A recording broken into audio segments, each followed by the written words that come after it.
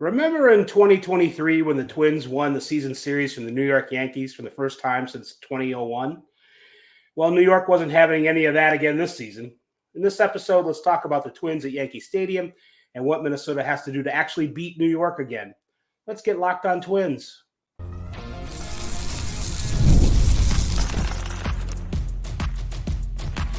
You are Locked On Twins, your daily Minnesota Twins podcast. Part of the Locked On Podcast Network, your team every day. Hello again, everybody, and welcome to Locked On Twins, your daily go-to destination for the latest Minnesota Twins insight, discourse, and analysis. The Locked On Twins podcast is part of the Locked On Podcast Network, by the way. It's your team every day. We're the hosts. I'm Dave Brown. And I'm Brandon Warren. Oh, I was going to introduce you. I'm sorry. It was on the teleprompter. It's like, I'm Ron Burgundy. Who are you again? Been asking myself that a lot lately. I'm Brandon Warren. Hey, is this show brought to us by somebody special? You know what? It sure is. I'm glad you asked. Today's episode brought to you by FanDuel. Make every moment more. Right now, new customers get $150 in bonus bets with any winning $5 bet. That's $150 with any winning $5 bet. Visit FanDuel.com/lockedon to get started. And Dave, I feel like any winning $5 bet might be a pretty safe one if you bet against the Twins at Yankee Stadium. Well, last year we thought that the Twins had kind of exercised those ghosts, but apparently they needed to work out a little bit more to keep exercising them because the Yankees have already won the season series again after all that time of that whole one season where the Twins could sort of lord it over them. The Twins lost Monday night 5-1. We're recording, Tuesday night, and we're recording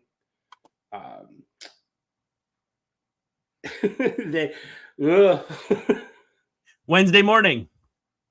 Yes, we're recording Wednesday morning. There's still 2 more games to go in the series, but the Yankees have won. They won 3 in Minnesota, and they ugly fashion too. What's that? Would the Twins go like 30 some odd innings between scoring runs? Ryan Jeffers homer to lead off the first game of the series, and then a Royce Lewis, believe it or not, Royce Lewis home run in this one is it's been a little dicey. You know, there was a graphic, by the way, on the Twins telecast that had listed all the worst winning percentages by visitors to Yankee Stadium since 2001. And I thought that was tricky because that's 2 different stadiums. It is. I mean, I get it. Yankee Stadium is Yankee Stadium, and they're showing a specific thing. But I just thought it was kind of funny. There was no mention of like, hey, this is 2 different buildings. Right. Those people that gather those statistics for broadcasts, you can't trust them. So they're always trying to sneak stuff in. Yeah, I don't know anybody like that. So 2 hits last night for the Twins. Two hits. That's all they got. 2 GD hits. Yeah. And one of them, though, was Royce Lewis. Royce Lewis. What if I told you, Brandon, that Royce Lewis would never make an out in 2024? What if I told you that? I feel like it wouldn't take him long to get back into the MVP conversation. This is not a Joe Mauer 2009 situation where he missed the first month and still won the MVP. And I know Aaron Judge is hot. We've seen it up close and personal. But, you know, if Royce never makes an out this year, I feel like he's got a pretty good chance to get back into that MVP discussion pretty quickly here. It would be a unique season if he did that over the full load of the season, but he came back. He was off for 9.5 weeks, and I don't know if you're old enough to know this reference, but there was a movie in the 80s called 9.5 Weeks. I know of it. I know of it, and you've got a look on your face. I'm crinkling my nose because I don't think it was appropriate for my age group then. Maybe not even now. No, but it was about sex basically, and Royce Lewis is pure sex right now at the plate. Yeah. Oh, I like that. In and out, Brand. I mean, it's only 2 games, but he's got 2 home runs and a bunch of walks. Only 1 injury, though. He did not get hurt. So this isn't quite a replay of it's one of my favorite things is it Billy Madison? No, I will not make outs with you. That's it. That's what he's saying to the rest of the team. Like, you guys can make all the outs you want. I refuse. That's a couple of interesting movies that we've juxtaposed there together. Yeah. So he's got 23 career home runs in 311 plate appearances if you count the postseason. I do. That's just, I was thinking to myself, it'd be funny if he hit another home run. It came, I mean, the Twins, I think, were trailing 3-0 at the time, and they didn't really get back in the game. But it's still,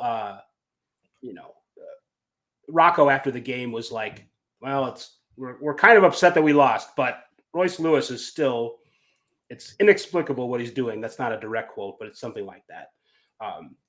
One thing that I thought was funny was before the game, Dan Hayes noted on Twitter that Royce was talking about what he expected of himself, and he referred to himself in the third person, which he's done before.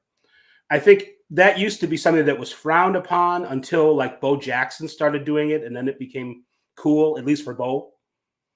Bo knows and all that. And Ricky knows too. And Ricky be Ricky. I want Royce Lewis to bring, at least for him, make talking about yourself in the third person cool again. Well, and it's funny because he's not a big ego guy. Like, right. If you told me that Ricky was a big ego guy, I would get it. If you told me Bo Jackson was a big ego guy, I would get it just because Bo Jackson was, in all caps, him for a period of time in the late 80s, early 90s. So I would get that. Royce Lewis being a third person guy would be incredible because he also is like the most humble, effusive, effervescent, all these things that you can say about someone's personality that might not actually sound right because I'm stumbling over them. But Royce Lewis is such a great guy, and for him to speak in third person just delights me to no end. I have a theory about when people speak in the third person, kind of what makes them do that. Maybe it was because I wanted Bo to be perfect. I was a big Bo fan at the time, and I'm like, he's not being an egomaniac. He's being what I think what they're trying to do is not say the word I or me. I think that's where it comes from. I think that's why people they don't want to say, they want to act as if they are somebody else talking about them, so we can be in a big group. So in a way, it's like a reverse ego. And that was also a tenet of writing when I was going through journalism school. Don't say I, don't say me, don't say my, because you're not part of the story. And so it's not exactly the same because obviously Royce Lewis is the story, but similar concept of don't say I, don't say me, make sure everything's inclusive. And I always look for that when I see other people writing columns. See, because the columns, it's already your opinion that's already established. Yes. We know you're talking. That's one of the points of a column. So the less you say, every once in a while you sort of write yourself into a corner where you can't get out of it. But I always too prided myself on not saying I. I've said I and me in this segment more than when I write I ever did.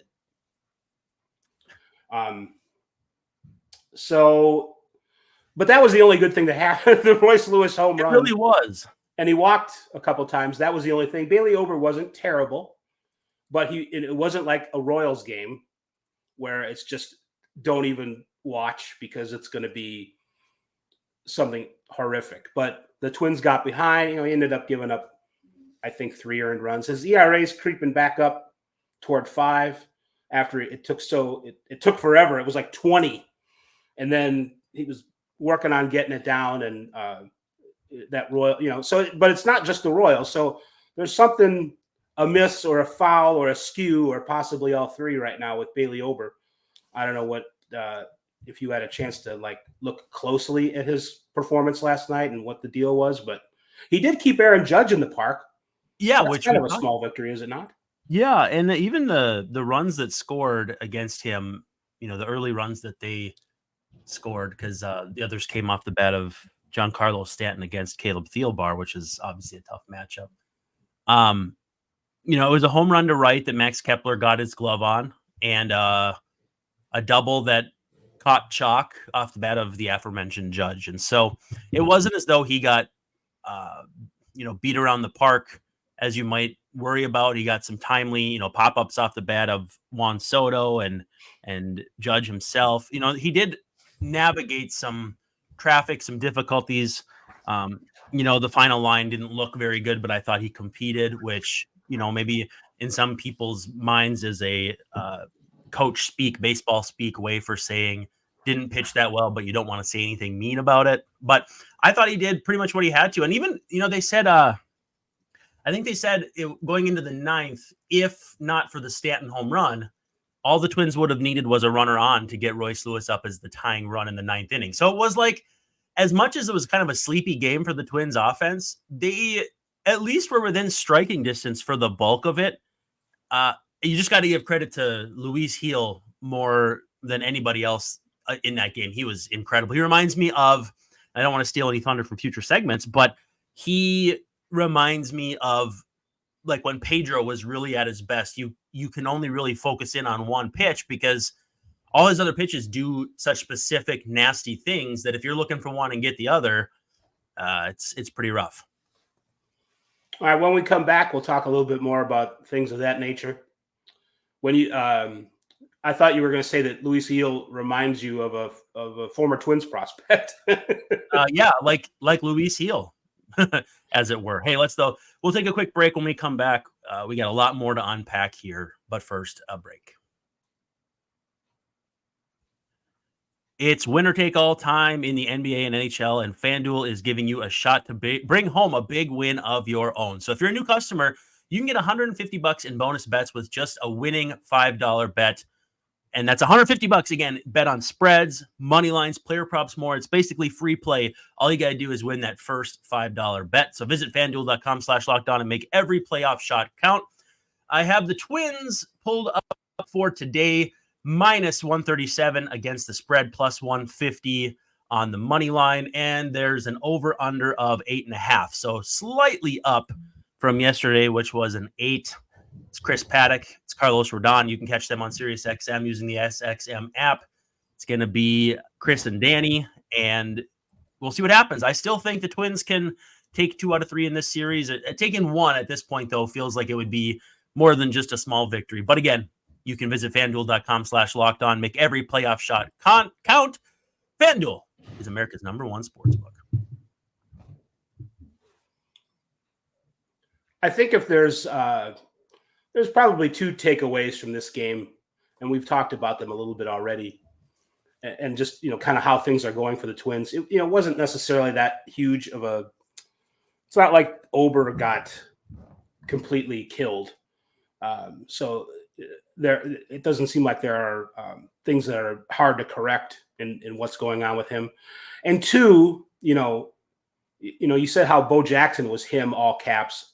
Royce isn't him all caps, but he might be like a capital him right now. It's it's encouraging to me for how slightly better than average the entirety of the season has been so far, that it looks like if he's healthy, that transforms the lineup, and that gives the Twins a chance to do still great things in the postseason. It just changes everything. It's kind of like having that X factor of having Carlos Correa on defense and all that stuff. Does it give you confidence or hearten you that that seems to be the case, that for all the things that the Twins still need to fix, if Royce Lewis is healthy, it changes things? Yeah, it just kind of furthers the thought that all the pieces they need to fix are in-house. Like, they don't have – I believe they can, should, would address things at the deadline or leading up to the deadline if that comes to fruition.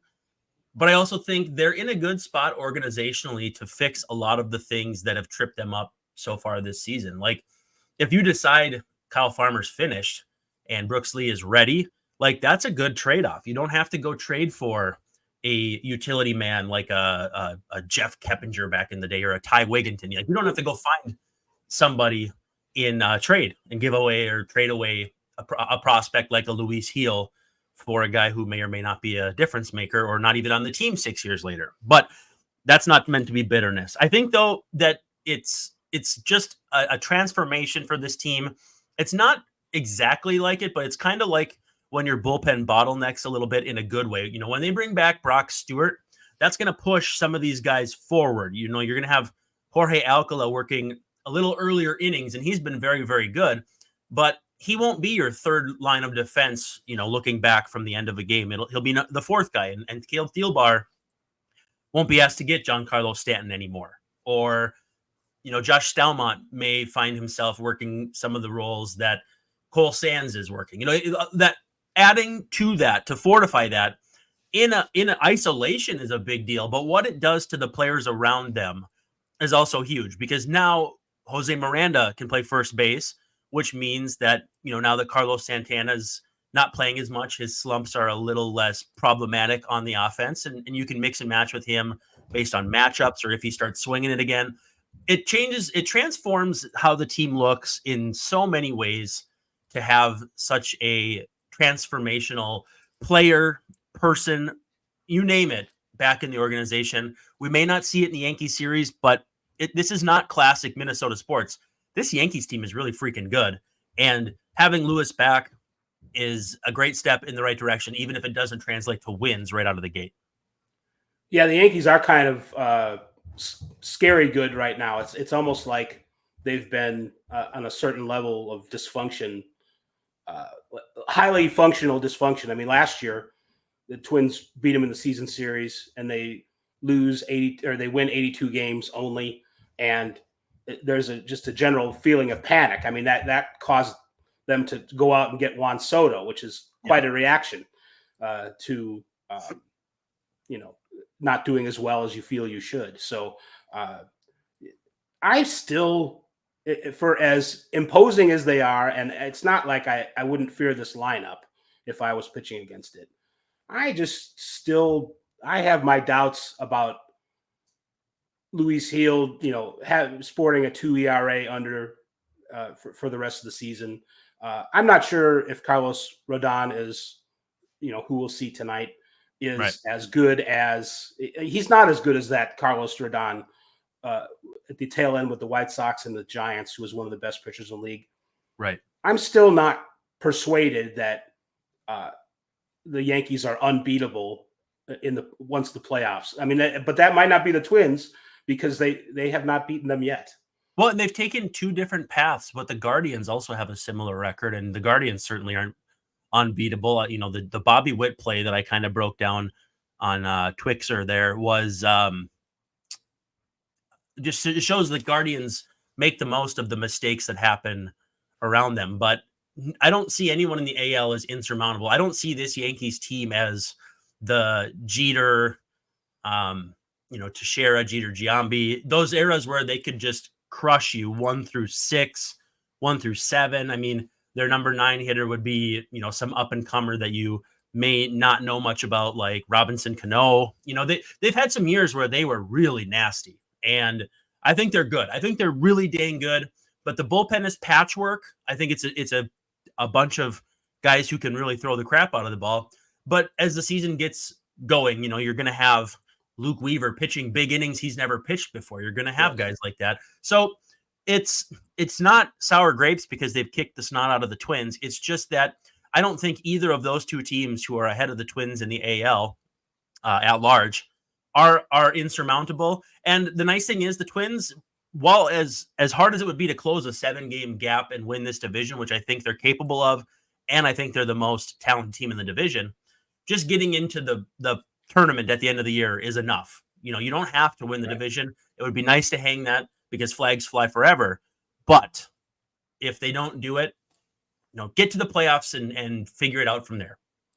That said, the Twins are I saw Nick Nelson had this stat.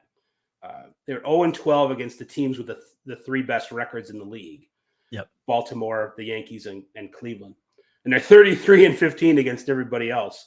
And are the Twins are the Twins team number 4 in that list? I'm looking right now, but you've got Orioles, Yankees, Guardians. Oh, okay. So the Royals still have a better record. Obviously, the Royals would be ahead of them, but the Twins are right in that mix. Like, they're not far from that top 3. So yeah, they'll have to make hay when there's hay to be made. and they would probably play one of those 3 teams in the playoffs. But that's also the beauty of it. Once the playoffs, all those records get erased. And, the Wolves had to beat Phoenix in the playoffs. They swept them. And I think they didn't beat Phoenix all regular season. So again, as much as we get tied up in head-to-head stuff and results matter, get to the tournament and the rest kind of figures itself out. One thing more about this, and then we'll break. It seems like the Royals are going to be, the Twins fans have been kind of waiting, hoping, expecting, whatever, depending on your point of view, one of the 2 teams ahead of the Twins to have at least one of them have some regression, if not both. It seems like, the Guardians are playing just out of their minds. They're, as good as they are, they're not a 20 over 500 team in June. Right. They're not. It's the first time they've done something like this since '95. They're not the '95 Indians. But right. Does it seem like the Royals are showing some cracks here? Is it in the last couple of big series against division opponents, the Twins have gotten them pretty good, and now the Guardians have gotten them pretty good. Yeah, I mean, I think it just shows that staying power is hard to come by, and when you're young and untested, or you're relying on guys whose numbers may not match their results in terms of secondary numbers, some of that comes to roost, and you have to put up or shut up. And right now they're kind of being shut up, if we're honest. I'm not trying to besmirch Royals fans or Locked On Royals or anything like that, but it's easier to get to the top than it is to stay at the top. I'll say that much. Right. All right, let's take a break, and then we'll have our final segment and give you some more goodies.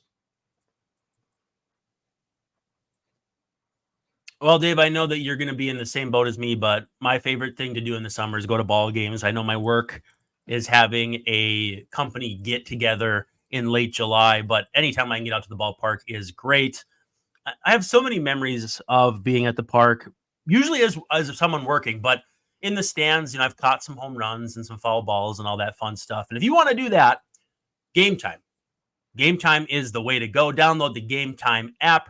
You can go to MLB games, any other high-profile event. There is a lot of stuff going on in the Twin Cities this summer. Even with the Timberwolves and Wild down, you can go see the Lynx, who are absolutely incredible. You can go to concerts. You can go to comedy shows. I got a comedy show coming up in September that I'm super excited about. And it's people who are you doing stand-up comedy? What's that? You're doing stand-up comedy? Is that what you just said? Yeah, I think so. Yeah. No, it's actually a true crime podcast coming through that I'm pretty excited about. So Game Time, though, is where you find those tickets. You can get all-in pricing, too. If you turn on that feature, you see the full price up front, none of that bait and switch that you see on the back end like some other places do. And your seat views, you can get a panoramic seat view where you know what it's going to look like from your seat before you even leave your house. And also the lowest price guarantee. Game Time will credit you 110% of the difference if you find tickets in that area for less. So you show them that, you provide receipts, and they take care of you. And your purchase is covered with the most flexible customer service supply policy in the ticketing industry. So you can take the guesswork out of buying tickets with Game Time. Just download the Game Time app, create an account, and use code LOCKEDONMLB for $20 off your first purchase. Terms do apply. But again, create an account and redeem code LOCKEDONMLB, all one word, for $20 off. Download Game Time today. Last minute tickets, lowest price guaranteed.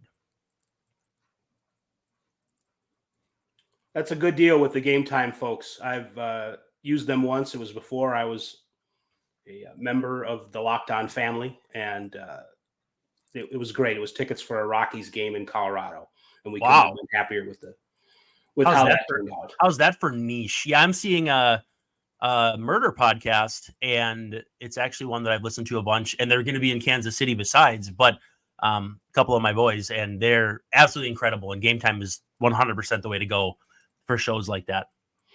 I wanted to go over a few things around the affiliates. The AAA Saints, they were rained out Tuesday, so we can't give you an update on how Brooks Lee's doing. Just sitting there watching the rain, I guess. And Edouard Julien was in the lineup to lead off, and lots of stuff going on there because I think Emmanuel Rodriguez will be there at some point here soon. And yeah, it's a fun roster, believe it or not. So you can tell me more like what the weather's like today if they're going to get that game in. So far, so good. I think that we could be maybe a little drizzle this afternoon, but I think we're in good shape. It's too bad that Edouard Julien has to get sent to the minors and then it rains. Thunder only happens when you're raining. Yeah. Will he ever rule again, Edouard? I'm sorry. You mentioned Emmanuel Rodriguez. He did not play in the 2-1 loss for the Wichita Wind Surge. He's been out for a few days with a minor injury. He's had a couple of those this year, so they're not going to rush him back into the lineup. Right. Cedar Rapids beat Great Lakes 5-2. Nothing jumped out at me as far as that box score. Fort Myers beat Tampa 4-2. Walker Jenkins 0 for 3 with 2 strikeouts. Walker, what the heck's up with that? He's but for his take first that, Yankees. Take that. Isn't it the Tampa Tarpons or something? Yeah, that's them. So the Twins didn't lose everything to the Yankees on Tuesday. Oh, they got him now. Yeah, right where you want him. So he hasn't homered yet, but in 32 at-bats, he's still slashing 344, 463, 500. That's Walker Jenkins. I thought you meant Royce Lewis hasn't homered yet today, which, yeah, it's not quite noon on the East Coast, but he'll get there. Also in that game, Jair Camargo 0 for 4 in a rehab start for the A team, not the B.A. Baracus. But by the way, people want the Twins to DFA Christian Vasquez and bring up Camargo when he's ready. My next transition was this, but that is unequivocally not going to happen. Hey, can you? I don't know if you've talked about this on Twitter ad nauseum. Probably not that nauseum, but put into detail why this is so. Why you stick with Christian Vasquez. They've only had 2 catchers catch games for them since the start of last season. I'm like 99.99999% sure they're the only team that can say that. Continuity at catcher is huge. Vasquez, for as little as he provides with the bat, still has value in the clubhouse, behind the plate. And there are good teams who win a lot of games with virtually nothing from behind the plate. And that was Martin Maldonado, not this year, but before with the Astros. The Astros were more than happy to keep him around, even if it meant that the 9th spot in their order was, not a free out. I mean, Vasquez doubled yesterday. That was one of the 2 hits. But he's not going anywhere. He's too valuable clubhouse wise. It's a sunk cost if you're really concerned about finances. And with that said, you are not going to a completely unproven catcher as your backup because you're one knock to the noggin away from that guy being in charge of your pitching staff. You will not, you don't treat him like he's Sandy Leone, where he's nice to have, but you can jettison him at any time. This is a guy that's going to stick. He's played on good teams for a reason. He's hung with good teams for a reason, whether he's hit or not. And that's going to be the case moving forward here. I'm 99.99999% sure he's going nowhere. Camargo, you mentioned defense. Martin Maldonado's defense has been cratering, especially this season for the White Sox. And I think that's one of the reasons why the Astros weren't upset about losing him.